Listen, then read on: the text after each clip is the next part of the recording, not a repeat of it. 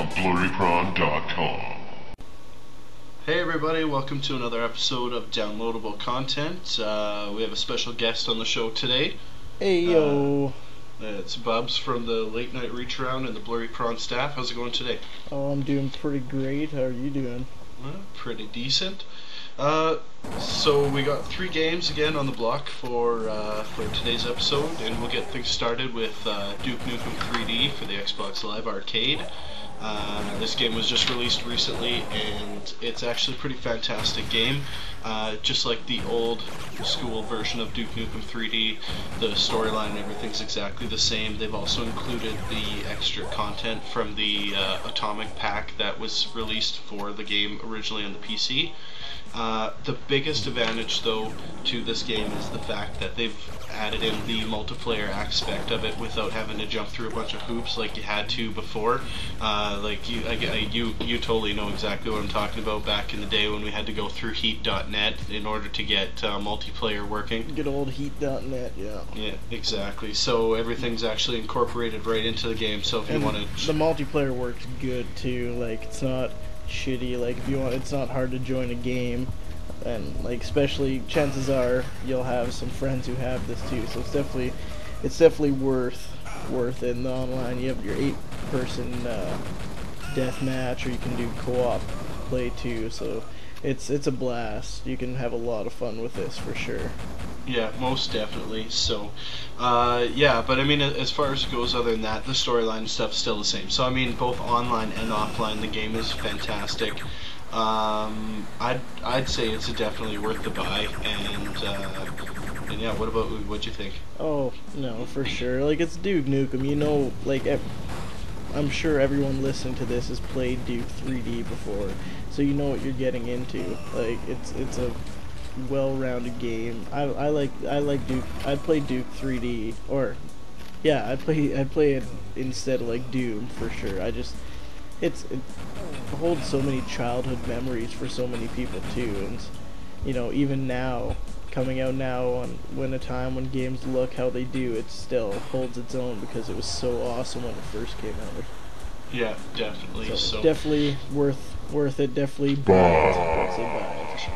For sure. Okay, so moving on to the PS3, we do Bionic Commando, and you've got the most experience with this game, so I'll let you get started with that one. Alright, Bionic Commando. I've actually never played the original Bionic Commando. I know, like, whatever, I don't really. But the remake is fun as hell. Like, they've completely like, it's the same, all the levels are laid out the same, I'm pretty sure, but they've just redid it all, and it looks good. Like, it looks good, and people have experienced glitches and stuff, I think, but honestly, I played through it. I think I've pretty much beat it twice, and I've never ran into a single problem with the game. So maybe I just don't pay attention to detail as much as anyone, or I just was lucky, but I never had a glitch out or anything bad happen with that game. I had nothing but fun, really. For sure. Like, yeah, I think the only gripe that I had about it, and it was kind of more of a learning curve than anything, but it was kind of training myself that you can't jump and you have to use the guy's bionic arm to get from platform to platform. Yeah. That took a while for me to It's definitely a little weird, but you get so used to it by the end of even, like, the first level it's weird, second level you get used to it, and then by the end of the game you don't even think twice about not being able to jump. Like, you go onto games that you play, and instead of going to jump, you hit the button that you would shoot your bionic arm to latch onto things. Like, it's really, the jumping thing, it's an issue at first for me too. I thought it was kind of weird, but you get over it so fast, and it's just so sweet having a robot arm to swing around on. Definitely. Yeah, totally agree. So as far as getting it, I would say buy it. If you aren't sure on it, the demo's out there. Get the demo. That's what I did, because I remember Dookie was telling me how much he liked the game, and I was like, I don't know, it looks sweet.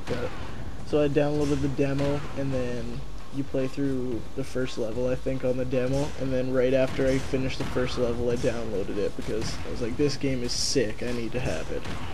For sure. Yeah. No, if you give it a little bit of time to get used to the arm thing, then yeah, I'd say it's a definite buy as well. Yeah. Buy. Yeah, buy it, because you won't regret it. Definitely. So, and yeah, then the last game we're going to do is on the Virtual Console for the Wii, and that's good old Harvest Moon that was originally released on the Super Nintendo, and then they brought it to the Virtual Console this year. And yeah, if you want to take away for the storyline kind of idea, you can go ahead and do that. Such a good game. Probably one of my all-time favorite games from like childhood to now. You're a farmer and you're taking over your... Is it your grandpa's farm? I don't think it's your dad's, is it? Or is it your... I don't remember. It's I like thought the it might have family been your farm, you take dad, it but... over, and you basically start from scratch. But it's for such an old game. It has so many, like, as far as I know, I'm not too keen on video game history, but I'm just gonna say it had so many things that weren't done at the time, at least to my knowledge. So whatever, if I'm wrong, suck one. But like you can get a wife, but before you have to impress your wife or impress the girl that you want, you can get with eventually marry any girl if you play your cards right, kind of thing. So you have to impress the girl.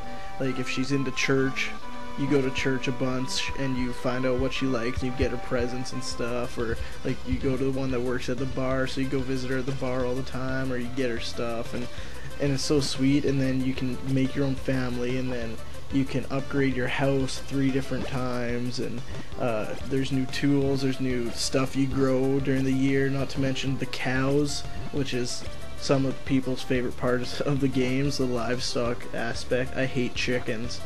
The chickens. I hate... I don't even want to get started. I just want to say I hate the chickens, but it's so fun. There's so many different things you can do that it's just an all-around fun time. Like I've played through the game probably 3 or 4 times. Well, probably not 4, probably about 3. And yeah, there's nothing about that game I don't like. It's so easy to get into. Like the controls are easy, and it's so easy to get into, as in addicted to, at the same time.